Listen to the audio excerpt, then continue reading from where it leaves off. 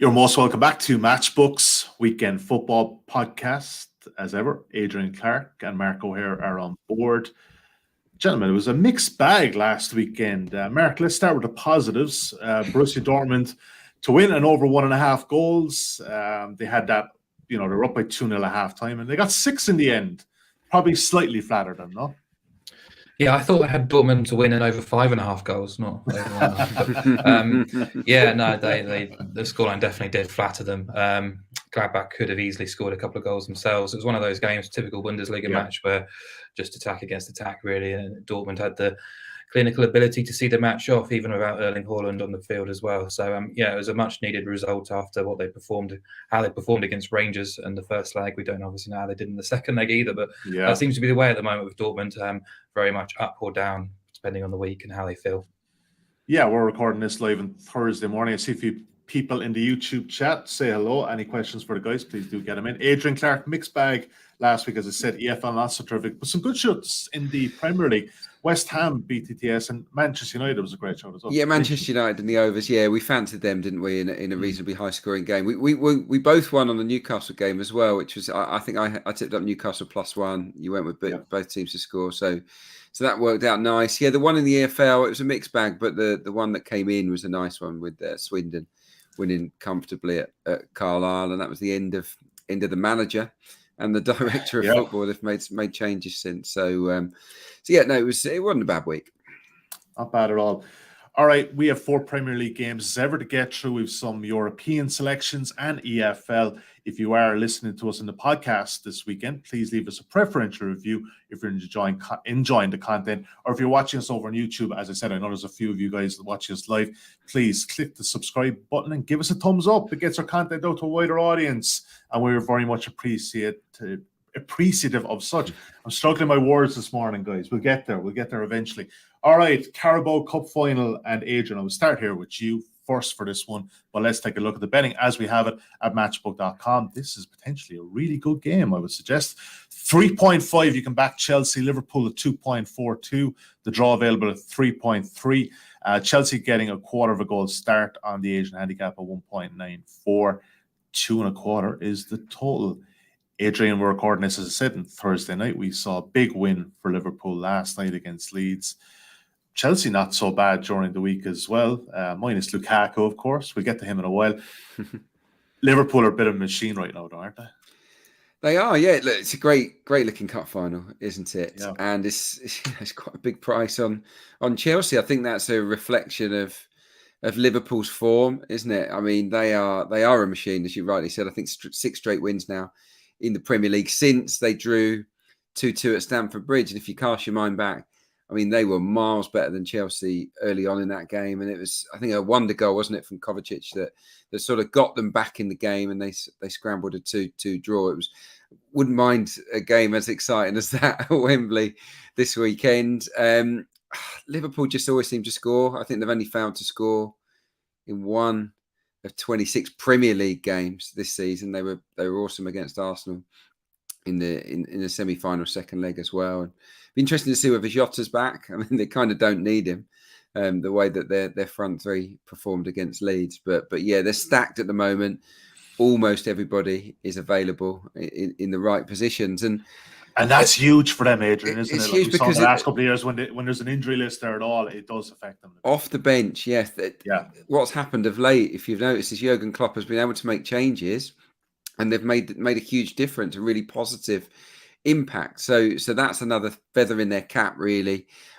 If you think about Liverpool and Chelsea, you'd probably assume maybe that Chelsea have the stronger defence, but clean sheet wise, not the case. Liverpool have had 3 more clean sheets than Chelsea this season. I just think they're a better team. I have to say, right now, in the here and now, Liverpool are a better team than Chelsea. And on them, obviously, there's issues with Lukaku. You've got to respect Kai Havertz in the big games. I mean, he's a big game player. He's come up with some good goals. And Tuchel is tactically excellent. We know that. So it's hard to back against Chelsea in the big games. But if you think about Chelsea against City, and if you're going to put City and Liverpool kind of there or thereabouts as the 2 best teams in the country, City comfortably dispatched Chelsea on both occasions, home and away. 1-0 both times, but that flattered Chelsea more than City, I'd say. So if you're looking at levels, I do think that Chelsea are just a little bit behind Liverpool. So for me, my selection would be Liverpool to win the game, 2.42. But there is a way in where you can just protect a little bit, maybe back in Liverpool on the minus quarter of a goal, where you get some of your stake back if it's a draw, and it wouldn't be a surprise, would it, if it was level after 90 minutes? Mate, we call that the Mark O'Haire way. And that's why he's gonna break it down now. Mark, if you're with Liverpool here, obviously, look, you can take a small bit more security on side by backing them minus a quarter of a goal. But in general, in agreement with Adrian there, Liverpool just a bit further down the line than Chelsea right now. Yeah, full agreement. I think it's really interesting Adrian picked up on the game back in January, because the narrative going into that match at Stamford Bridge was all around Romelu Lukaku and his interview with Italian TV, and he was going to be missing, and there was injuries to James and Chilwell, and Chelsea were supposedly going to be weakened, but actually it was Liverpool who went into the match as the weaker of the two, because they were without Alisson, Robertson, Matip, Thiago through COVID, through injury. Klopp, I don't believe, was there either. So, and the prices that day, the two teams basically went off as a pick-em, really, at Stamford Bridge. So if you look at the expected squads for Sunday, Chelsea aren't going to be too different to the team that played against Liverpool back in January. We know they're still going to be missing James and Chilwell. Lukaku possibly dropped still. Mount might be back into the fold. But Kovacic and Ziyech went off injured in midweek. Kovacic looks probably the more likely to miss out than Ziyech, but suddenly that Chelsea team probably looks possibly even slightly weaker than the one that played in January. Whereas Liverpool, suddenly you get Luis Diaz back into the squad. You get your first choice centre halves, your first choice goalkeeper, your first choice left back, and your first choice midfield back in the field. And suddenly the Liverpool price at Stamford Bridge of 2.72 to what it is on a neutral venue at 2.42.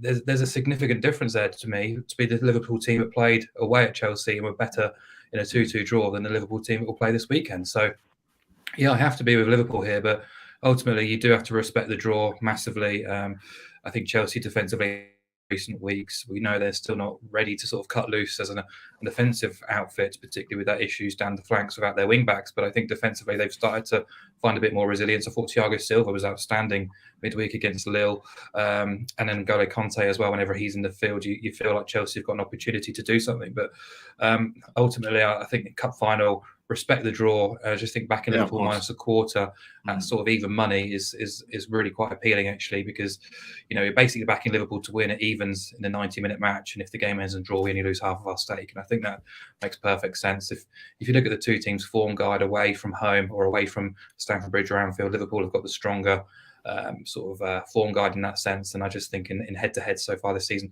two very different matches between the two teams, but the more recent one was probably a bit more of an interesting kind of way into this match, because I think Liverpool were better with a weakened team.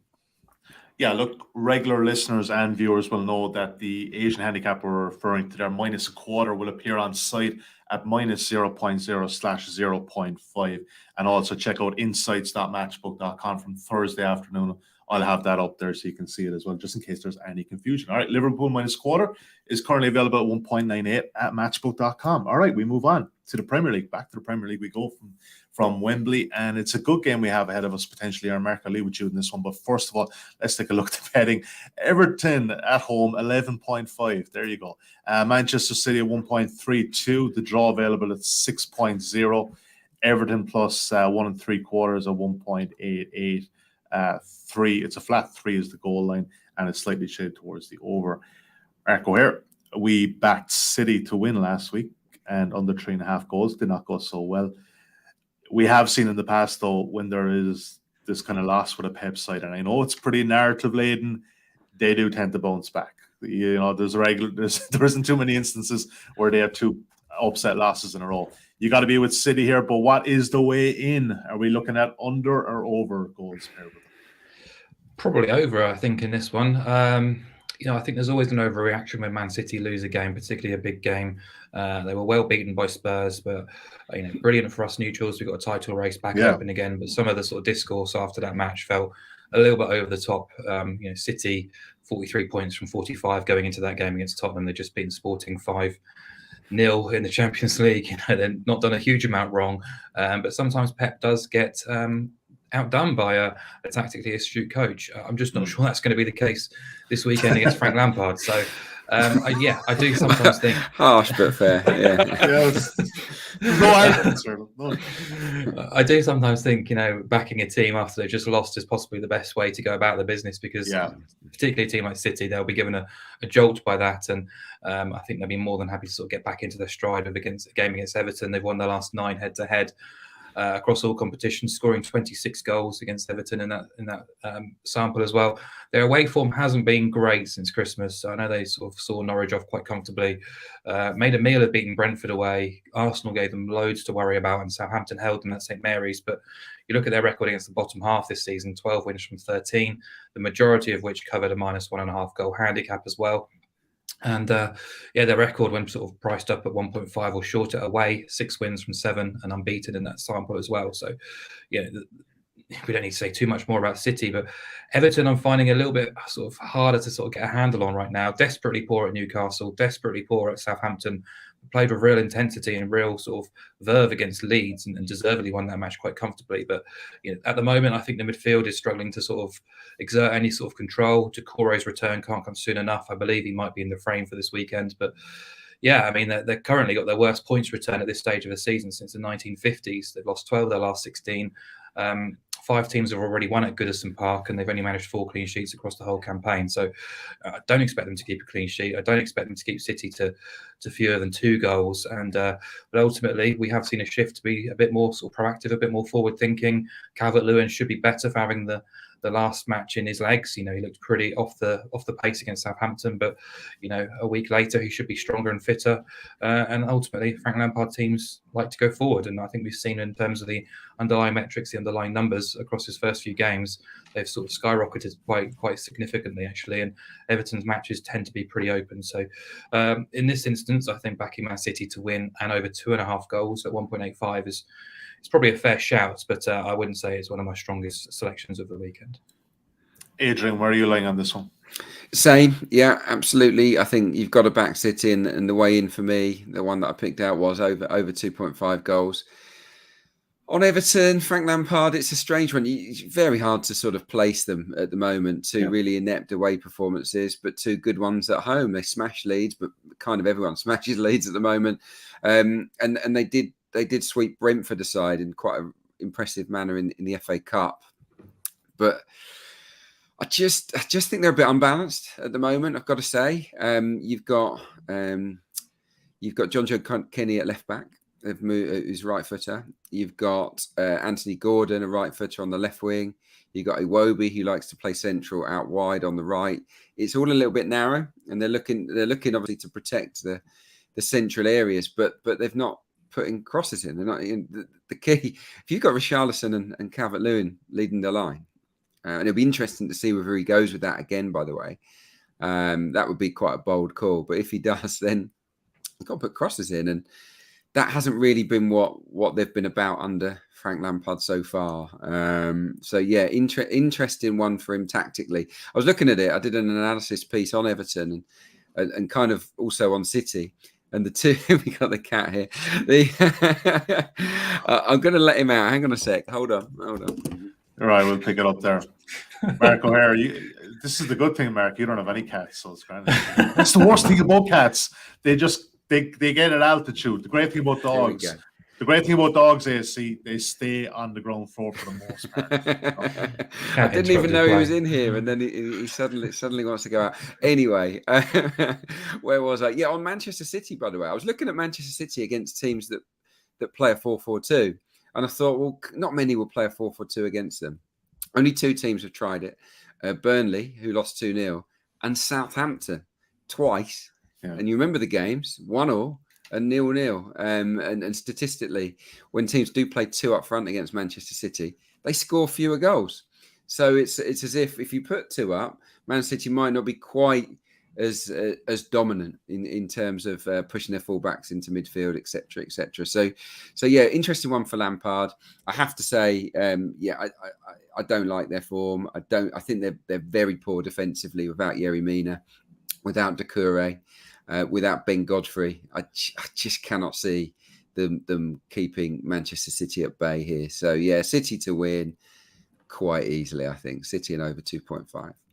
Yeah, it's actually 1.84, Mark. I know you quoted 1.85 there, but it's just been slightly nibbled in on Thursday morning. I will say, guys, the last couple of weeks, we've been backing these that they've gone off a lot shorter. So, I would invariably bet these early rather than betting them on Saturday. Even there during the week, the Chelsea and under 3.5. We tipped it up in the Champions League pod, Mark and Jonathan at 2.12. It went off at 1.85. So that will kind of tell you. All right, that is the bet anyway. In summary, City and over 2.5. Good as it should be a good game, hopefully. Next game we're looking at, Mark, I'll start with you here first, is in West London. Brentford at 2.54. The Newcastle United 3.0. Draw available at 3.4.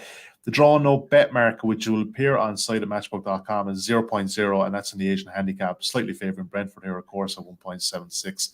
Newcastle at 2.1. 2.25 is the total, slightly shaded towards the over. Mark, there's a big injury list for Newcastle here. Or sorry, I'm actually going to leave with Adrian here, aren't I? Yeah, but I'm totally wrong with this one. My apologies. Adrian, big injury list here for Newcastle. Would it turn you off in that way? But I mean, they've been kind of struggling with that the last couple of weeks, haven't they? And whatever way it's kind of going for them, Eddie Howe is still kind of getting it. Well, who's out, Sally?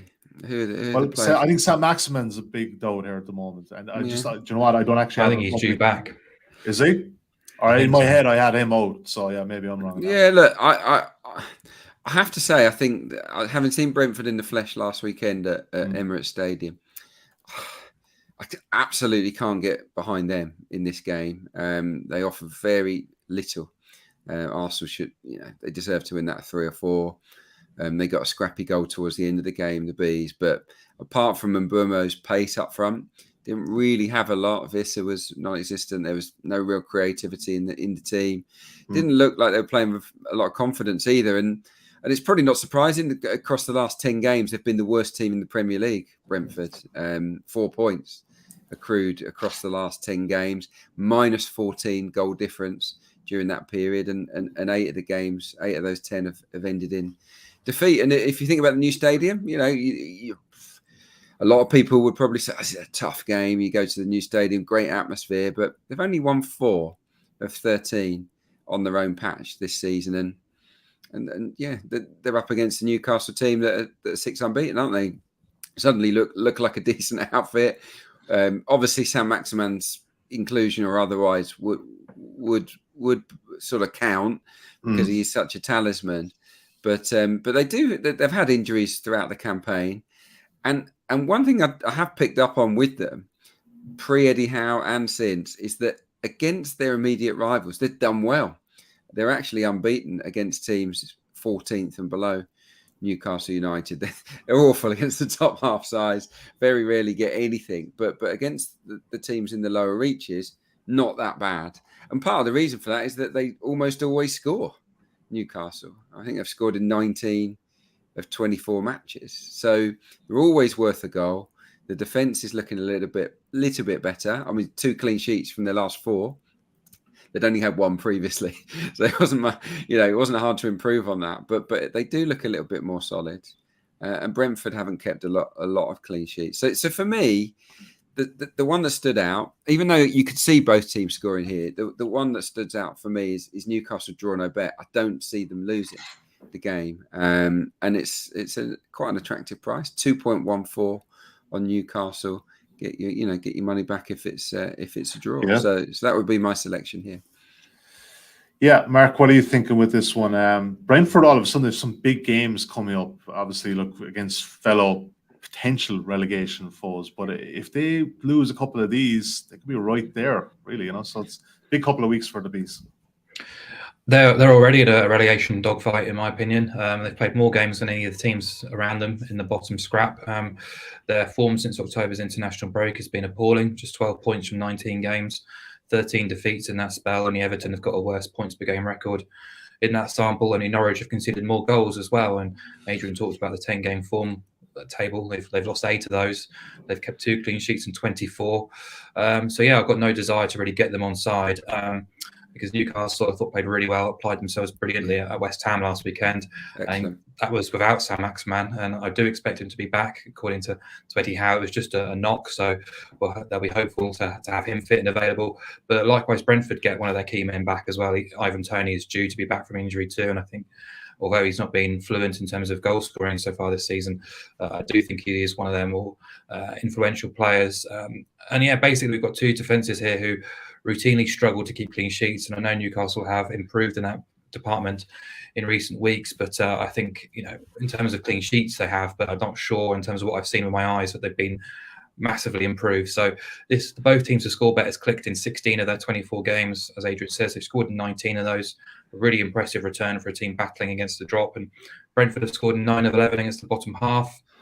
And they'll fancy their chances here. They'll realise the run that they're on, playing Newcastle at home, a Newcastle team with just one away clean sheet all season. That came against Leeds, where I thought they were really fortunate to get the clean sheet. And yeah, it's a tricky one to call. It's a big game, and in big games, 6 pointers, you expect the draw to be a big runner. I do think it's a big runner here again. Newcastle have drawn 8 of 14 against teams outside the top 8, only lost 2 of those, and Brentford have drawn 5 of 10 against teams in the bottom 9, and he lost twice in that spell as well. So, the draw bias, both teams have scored. The 1-1 correct score is trading around 7, which I think is absolutely fair enough if you want to go down that route. Yeah, I mean, I'd favour Newcastle over Brentford, but you can get them with a quarter goal start around 175, which I thought was interesting. Obviously, a lot short of an Adrian's suggestion, but if the game does end in a draw, you do still get a half stakes winner as well. So a couple of angles there. Again, it's probably not a game I'll be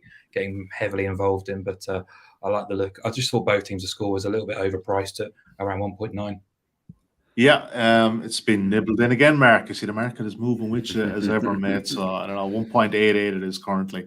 All right, and Newcastle plus 0.0 is Adrian's selection, and it's drawn no bet at 2.14. Not a bad look. And if you're back on that the last couple of weeks, you're definitely making money with Newcastle.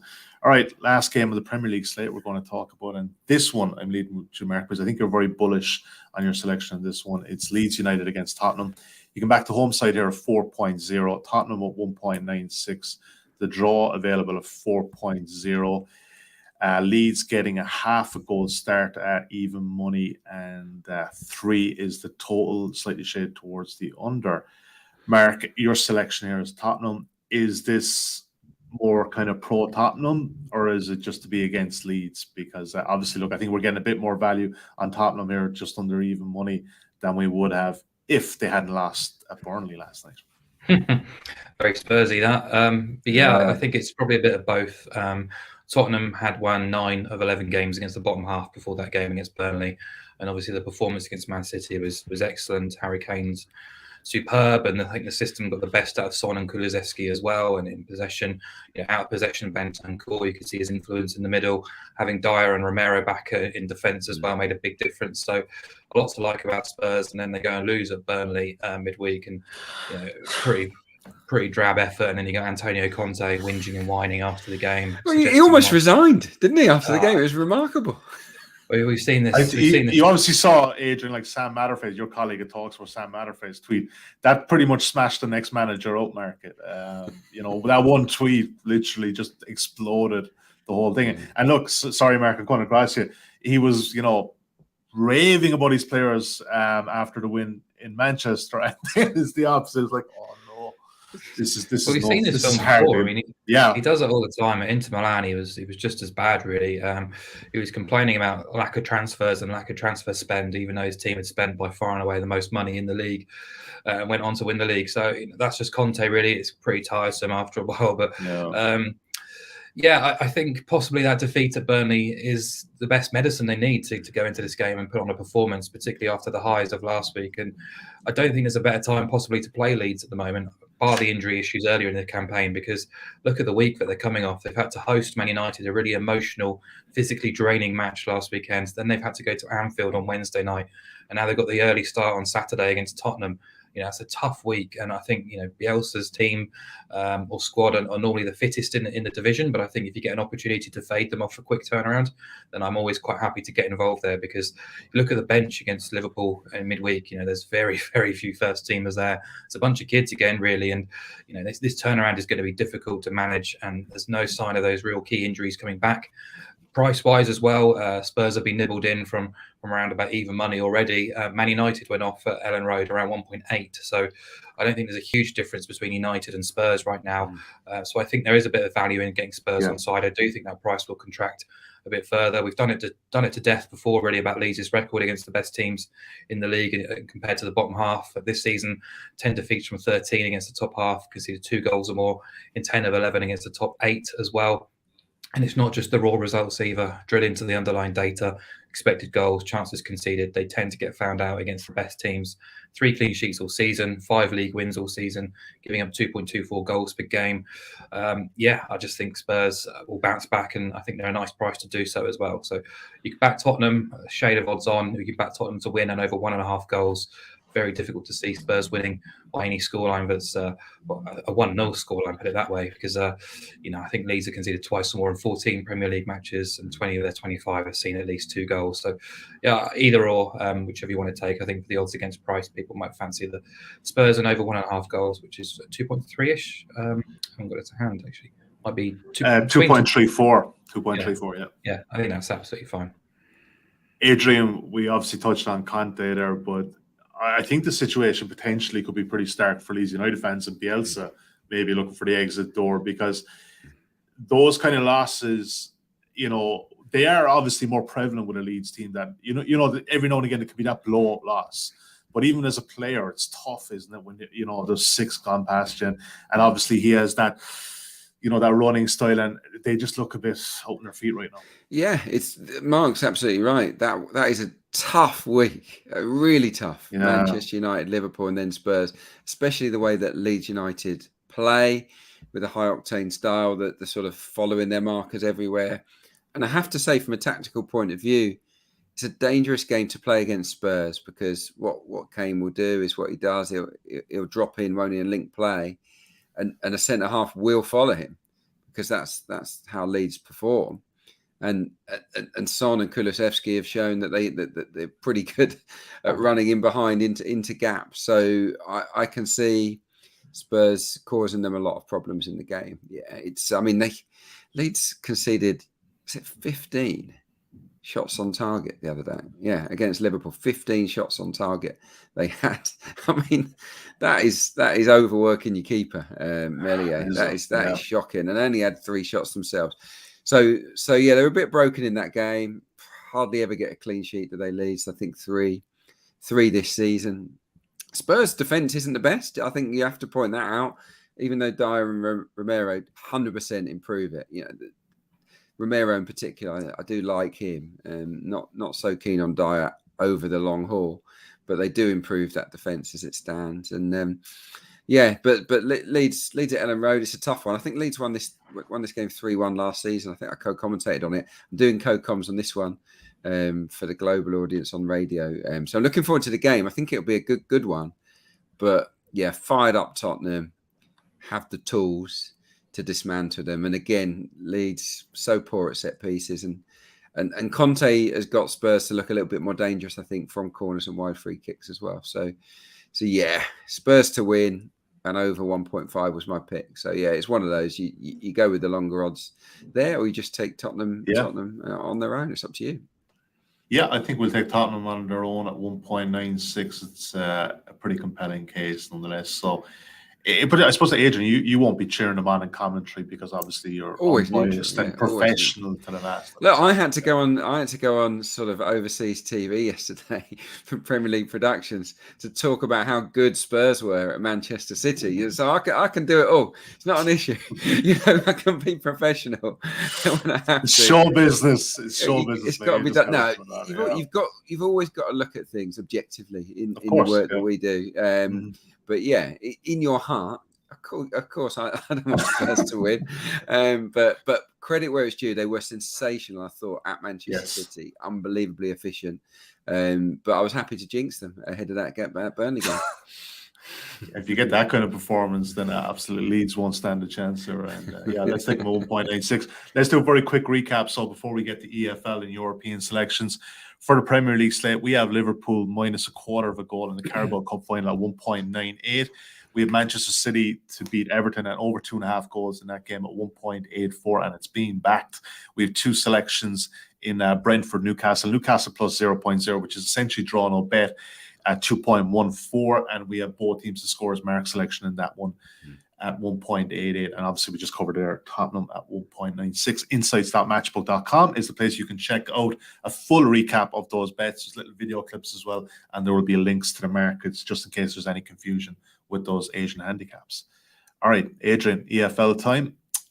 Championship bet here for you. Peterborough to win it. Under 4.5 at 3.0. You won't get me back in posh too often in the championship this season. Now, this is a sort of an emotional based bet as much as anything. And also from what I've seen a little bit with my eyes. The news is that Grant McCann, former Hull City manager, just a few weeks ago, has rejoined Peterborough United. He's the new gaffer at London Road.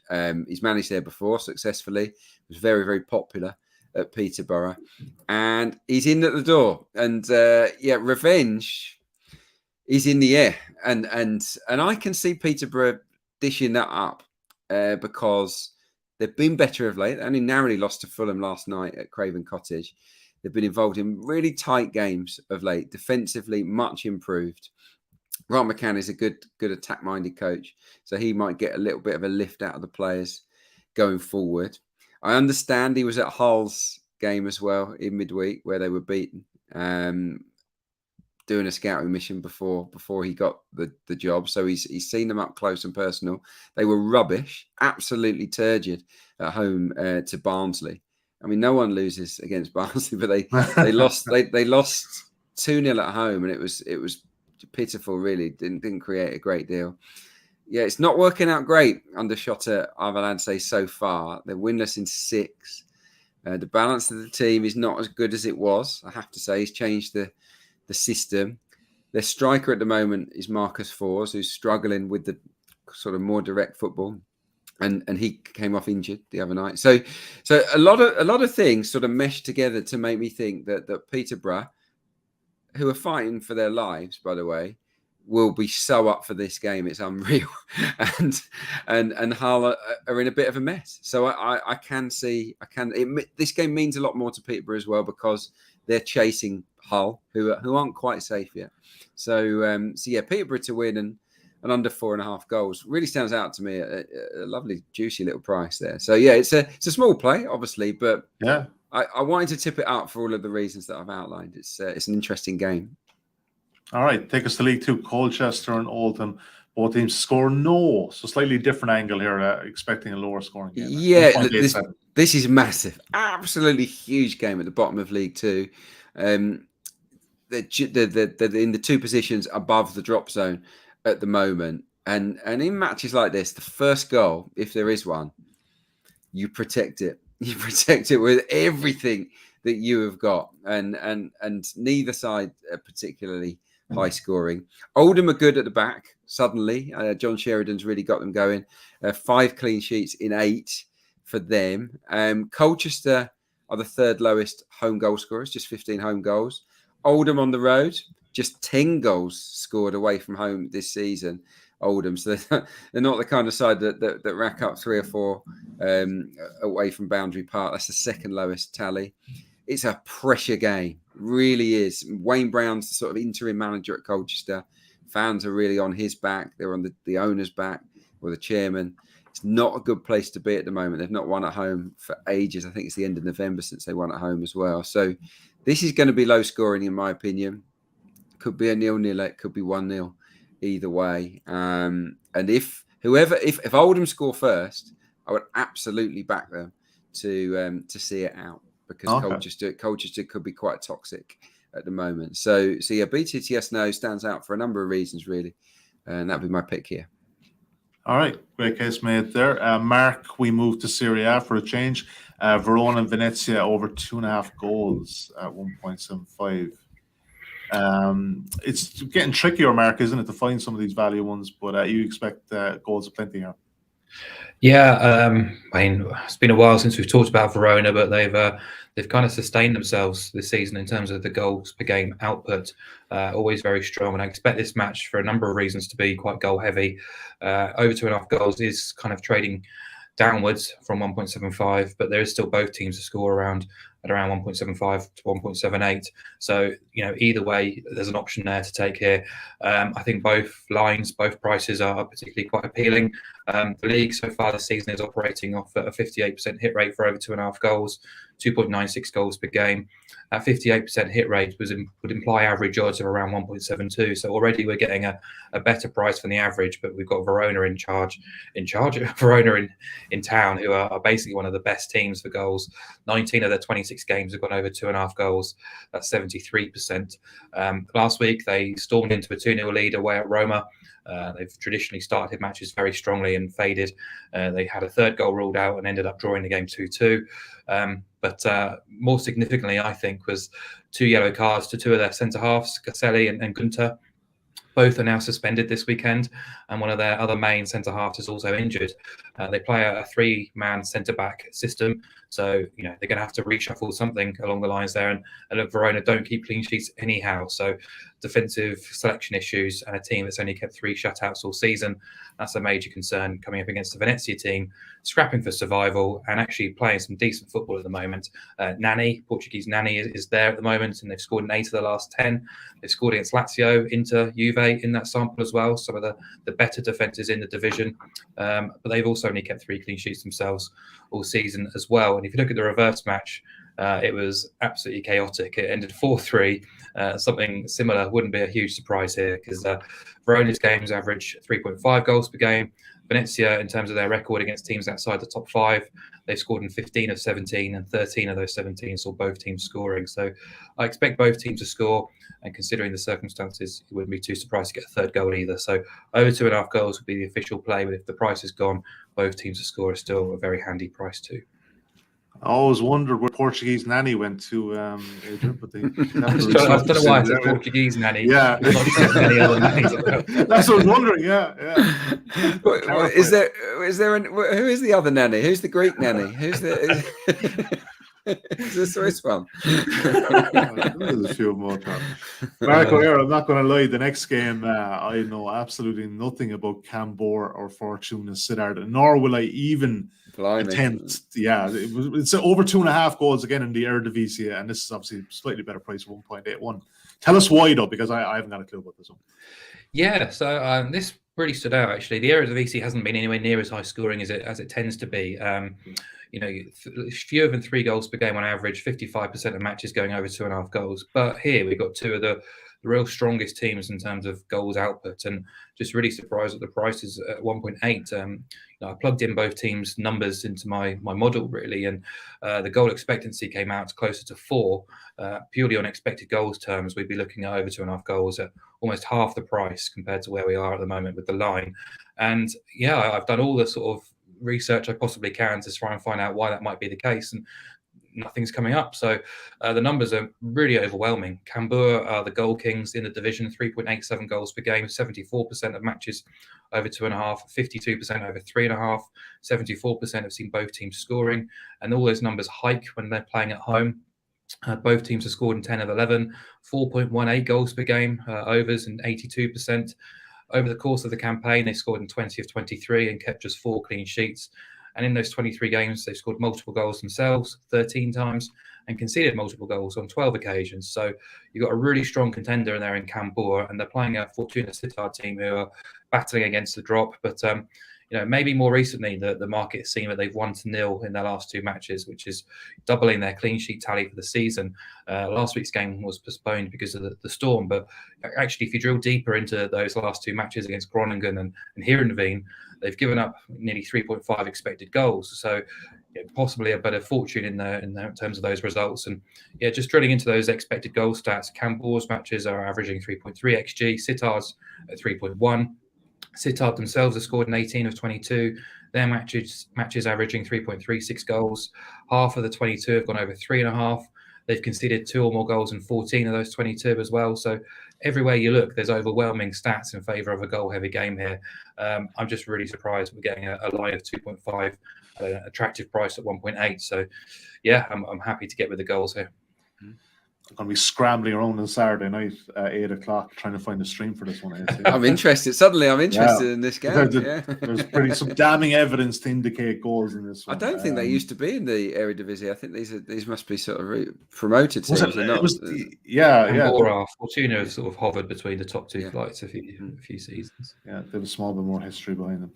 All right, before we get to best bets, something we've introduced quite recently, podcast specials in the double, and we had good success during the week, Mark. So that was a 4.1 double. It was Chelsea to win and under 3.5 against Lille, and both teams to score. Anthony Elanga helped us. So that was 4.1. And again, the world's biggest sportsbook, supported by Ray Winston, they were 3.5. As I said the last couple of days, we're going to get to it in a second. If you see a better price elsewhere, please ping us on Twitter, my own account at Sully Matchbook or Team Matchbook account, and we'll make sure it's enhanced just in case somebody else beats us too, but they won't, generally speaking. You want to get involved with that and you don't have a Matchbook account, you can use the bonus code INSIGHTSRF when signing up to avail of a £20 money back offer. Full terms and conditions of that offer can be found at insights.matchbook.com. So use the bonus code INSIGHTSRF when signing up.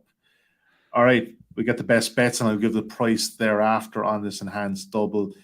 Who we got first? Adrian Clarke, Oxford versus Cambridge University team. Did they call this the varsity match in football? I know in rugby they played at Twickenham, it's called the varsity match, but it's probably a different kind of crew here, obviously. Yeah, it always gets labelled the varsity match.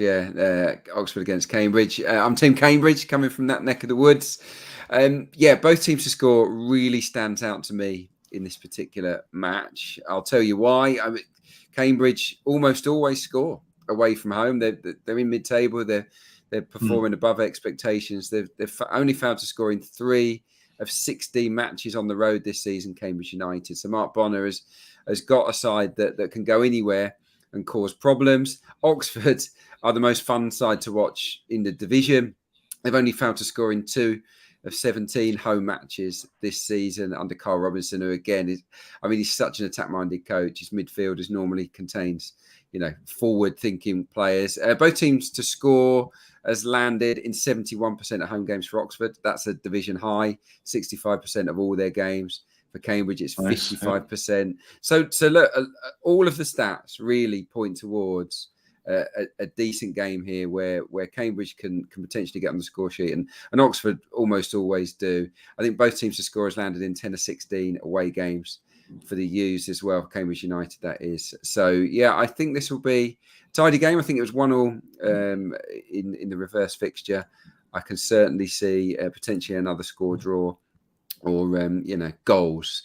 So that is my selection here: Oxford versus Cambridge, both teams to score.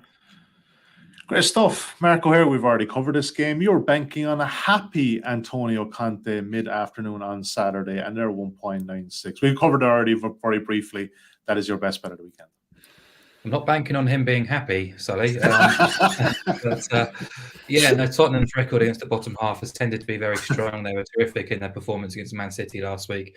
I think the defeat at Burnley will give them a bit of a shock to the system, and we'll get a reaction from them at Ellen Road. And look, it's a really tough week for Leeds, having to play Man United, emotionally draining last weekend, then to go to Anfield and get absolutely hammered. It's a really tough and quick turnaround as well from Wednesday night to Saturday morning. They've not got a huge amount of options in the squad to mix and match, so it's pretty much going to be the team again. And as we know, stylistically, when they tend to play the best teams, they tend to be found out as well. And ultimately, it comes down to the price.